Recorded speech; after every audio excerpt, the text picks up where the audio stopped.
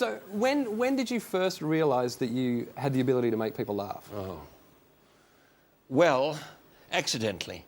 I was in a play by Shakespeare, and my favourite Shakespeare play, as a matter of fact, Twelfth Night, and I was playing miscast as Prince Orsino, and I wore tights. I had to wear tights, and I was very embarrassed about these tights.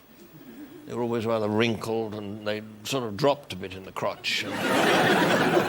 So when I came on stage, I used to look for furniture that I could stand behind. And the director said to me, he said, "What's the matter with your entrance?" He said, "It's not princely, it's disaster."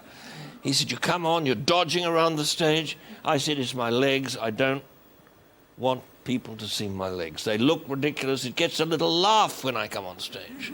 Quite inappropriate. And he said, "Don't you realise," he said, "that you are naturally ridiculous," he said. And then I went to London and I got any job I could. The first job I got in London was in an ice cream factory. Oh, really? At night, all night long. And you had to pick up the ice creams, which were in packages, that way, and put them on another conveyor belt like that, all night long. I used to drop them, and whenever you dropped them, the machinery jammed and a siren went off.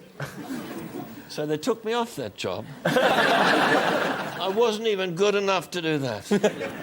And then I just got a job in a room with damaged ice creams. You had to scoop them off the cardboard and flick them into a bin. And I was in this little circle of losers doing that. And going to auditions.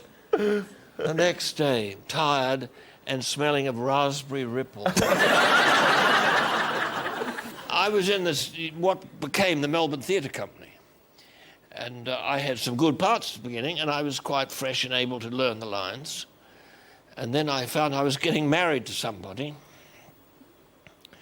It was a long time ago.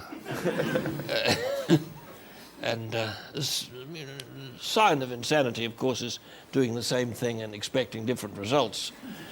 I've gone through a matrimonial process several times since then.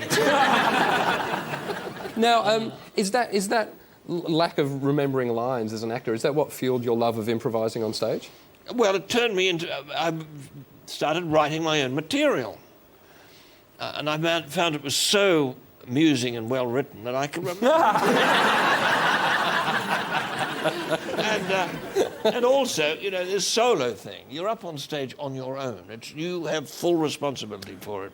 That's it. People always say, people in theatre, actors often go, "I could never do what you do." But I could never be in a play where you've got the crappy director telling you what to do and you have to say these rubbish lines someone else has written. You know, it's all your fault if it's just you. Well, when you get to be quite well known and successful,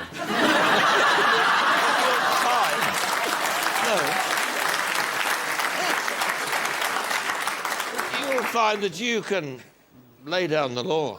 You're going to be dominated by some idiot. And anyway, there are a lot of very good plays. I mean, after all, Ireland has produced the great playwrights. Shaw, Congreve, Sheridan. Yeah. Locke. So you are doing a tour. I'm doing a major tour. And of course, if this is the last thing you're doing in the familiar form, you've got to be as good as possible, haven't you? You know? You a drunkard? No, I don't. It's one of the things you're not expected to say as an Irish person. It's like a pirate going, "Arr, I love couscous."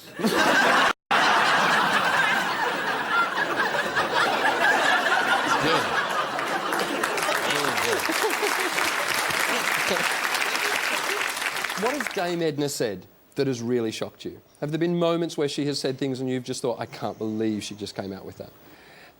Edna said something. Oh, I think it was when Edna was on stage and criticising a woman in the front row who was wearing sunglasses.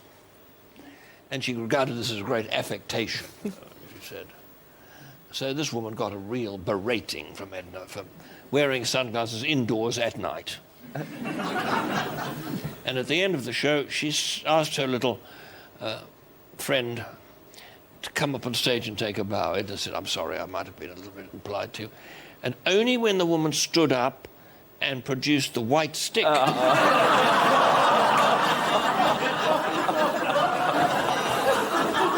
produced the white stick, that, of course, I, inhabiting Dame Edna at the time, realised that this was a tricky moment. And as the woman sort of wove her way to the stage, Edna was saying, "Oh, no, no, sit down, darling, sit down, no, no, no." But she insisted on coming up. And in dead silence, this woman stepped onto the stage and wandered somewhere where she thought Edna was. And I knew there was no way out. Except, as in a driving incident, you go into the skid. You go into the skid.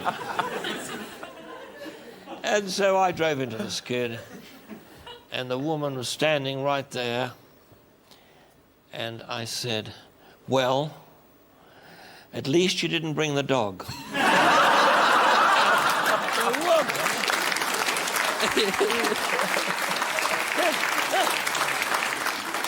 And the woman dissolved into laughter, and the moment had passed. It can't always happen. I pray for blind people now. And you know when you do those shows where they have a signer? It's wonderful, isn't it? It's great. I say things like, now I'm going to say to the audience, now I'm going to give him a word he won't be able to sign. Problems, you see. Try and give the signer a difficult task. I think I had one recently. I did pantomime down in Wimbledon. 2 shows a day. Exhausting 2 shows a day. Dick Whittington. And I was a fairy. And I had to fly in on a wire. You need a very strong groin. And the signer was there. And Edna did her stuff. And she was talking about the fact that her gynecologist said that she's at the height of her powers, and her relationship, always an intimate one, with her gyno. And then I said, gynecologist, to the signer. And I said to the audience, let's see how he does that. And he did made a few things like that. And I said, oh, I thought it was...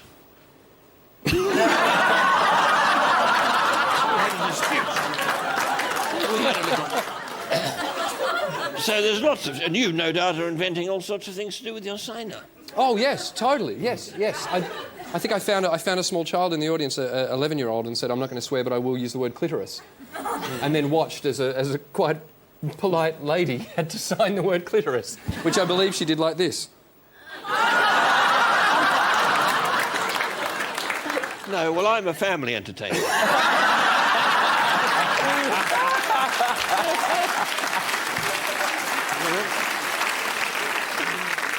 I know you're doing this tour, and it is billed as a farewell tour. Yes, well, it is a farewell tour. It is a farewell tour, and I really think that as you go around Australia, I think every city that you go to should honour you and Edna and Sir Les and Sandy Stone appropriately. And it's just me, but I really think, as an Australian comedian, there are so many Australian comics who couldn't do what we did if it wasn't because of this man right here.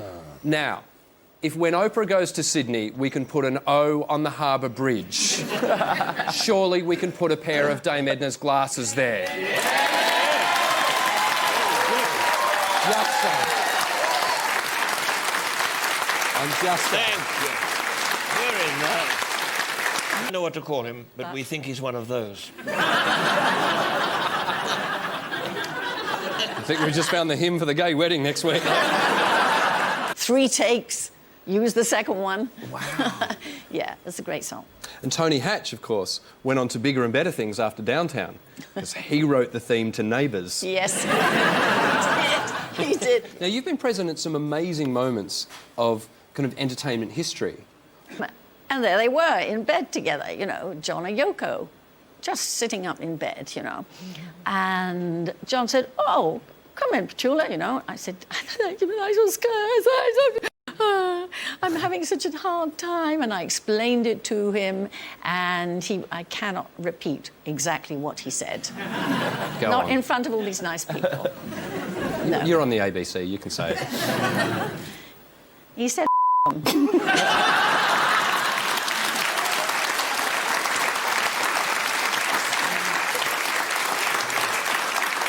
And, I mean, that's a quote. That's not me. That's John Lennon. And he said, go on. He said, forget about it. It's not important. He said, go and have a drink in the living room, you know, next to the bedroom. And I went in, and there were several people, one or two I knew, and we were sitting around. And then they started playing some music, and it was a nice, easy song to sing along with. And when I started singing along with everybody, and it was Give Peace a Chance. And in fact, they were recording it. And so I'm actually on that recording. Yes.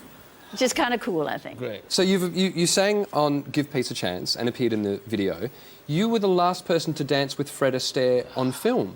Yes. Goodness, what a... Yeah. I regard Fred Astaire as one of the great artists of the 20th century. He absolutely was, and the dearest man, and a total perfectionist. He didn't think he was very good. You know, when people used to come up to him and go, oh, my God, Fred Astaire, you're so... He found it embarrassing. You probably get the same sort of thing, But I don't find it embarrassing. All of us love when things go wrong in a live performance, when the unexpected happens. We love it sometimes, To yes. other people. It's always fun when it happens to other people. Yes. Paul, but you and I did I did a show with Dame Edna in Dublin a few years ago, and it was a corporate event. Yes. Yes, and I was hosting it, and Dame Edna was the closing act, and there was this amazing moment where Dame Edna was trying to ring the parents of someone in the audience, and they were so drunk they couldn't remember their own phone number. So she found someone else, but it turned out he was the manager of the hotel, and then she found a third couple, and this went on for half an hour of the most pants-wettingly disastrous comedy. Finally got through to this in Adelaide. Oh, yes, Australia I had to ring. Yes, and they couldn't remember the area code, and we finally got... And I remember this vividly, of Edna then talking to this woman, and it was amazing. And then at the very end she went, hold on, I'll put my husband on. And it was, hello? And there was Edna saying, hello, who's this? Well, it's Dame Edna Possum. And he went, no, it's not. Because you sound like a woman, and it's a bloke that does that.